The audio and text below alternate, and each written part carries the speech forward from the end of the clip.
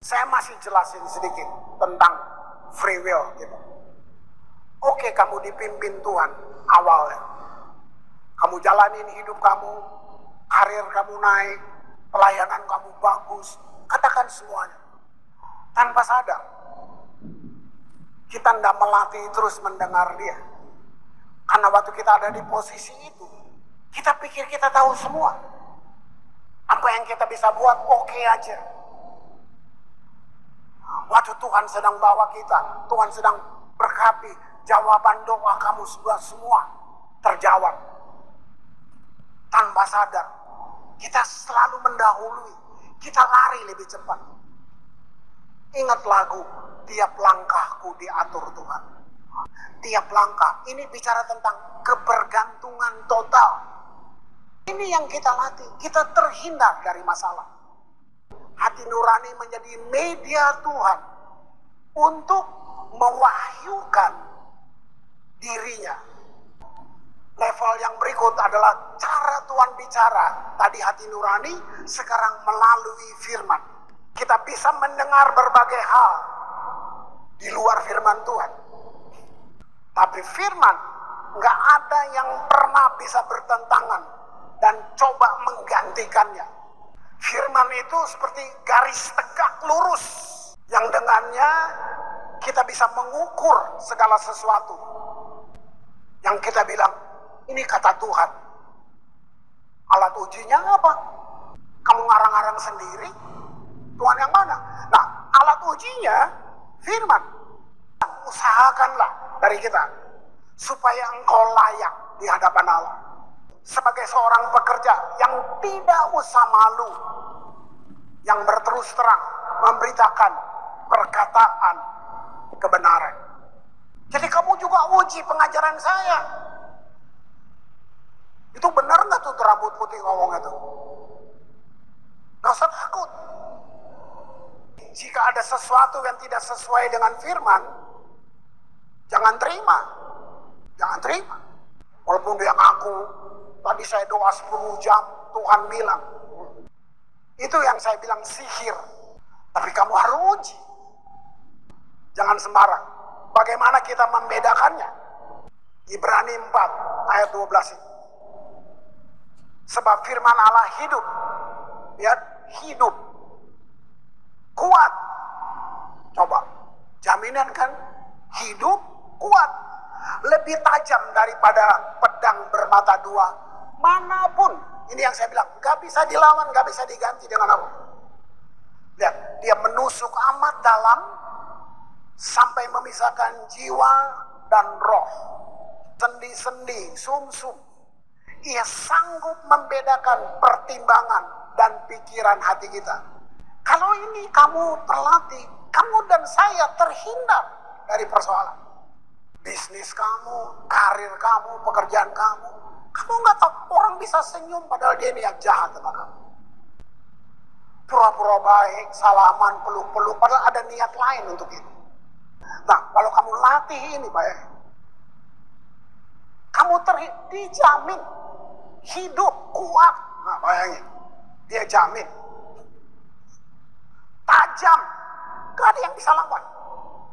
Dia sanggup membedakan pertimbangan dan pikiran hati kita. Wow. Luar biasa. Ketika kita berpikir, Tuhan mungkin bicara kepada kita.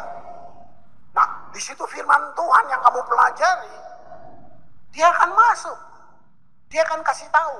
Dia membedakan, ini Tuhan atau hantu. Ini Roh Kudus apa roh halus? Wow. Itu lihat, ya, dia akan mengajar kamu sampai seperti itu. Tapi sayang, sangat sedikit orang Kristen mengaku Kristen, tapi tidak lapar akan firman. Alkitab adalah cara terpenting bagi kita untuk mendengarkan suara Tuhan. Jadi waktu kita berdoa, bukan laporan, tapi diskusi, dialog, dua arah. Lalu kita tanya, Tuhan, Apa yang kamu mau saya buat hari ini? Lewat firman yang saya dengar. Itu. Seperti itu. What next Tuhan? Terima kasih. Tuhan udah pimpin saya untuk proyek yang baru. Nah, terus jangan jadi sutradara. Dia tetap tanya lagi. What next Tuhan? Daud. Dia ahli perang. Dia panglima. Sense. Naluri Daud sebagai tentara. Sebagai ahli perang. Gak usah tanya. Ayo kejar. Itu sense. Tapi kalau kamu baca, apa yang kau... Sementara dia lagi dihina tuh. Dia sujud menyembah.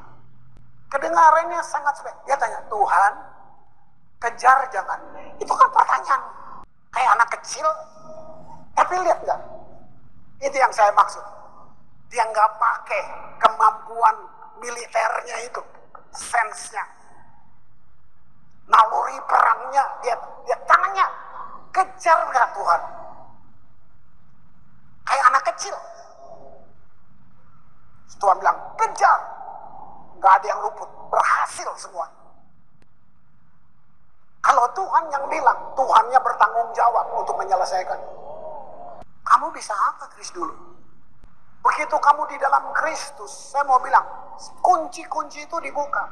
Yang dibilang harta karun, yang kamu gak bisa lihat kalau kamu gak ada dalam Yesus. Satu kali di Bandung, di satu keluarga, bukan pendeta, bukan keluarga biasa, orang Manado.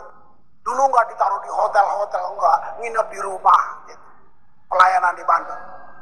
Kita breakfast pagi, dia lihat saya, ngomongnya masih Manado gitu. Chris, ngana baca tuh Alkitab, baca terus, ngana bawa tuh Alkitab. Nanti Alkitab bawa ngana pi di mana-mana.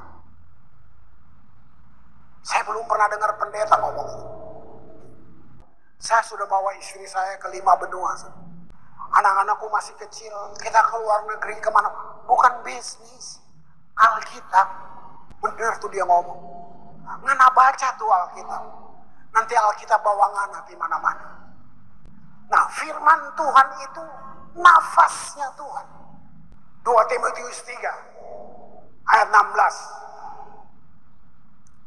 Segala tulisan yang diilhamkan Allah ini, diilhamkan, dapat wahyu, bermanfaat untuk mengajar, menyatakan kesalahan, memperbaiki kelakuan. Nah, saudara bisa lihat, setelah firman menyatakan, memperbaiki, bukan mengutuk, mendidik orang dalam kebenaran.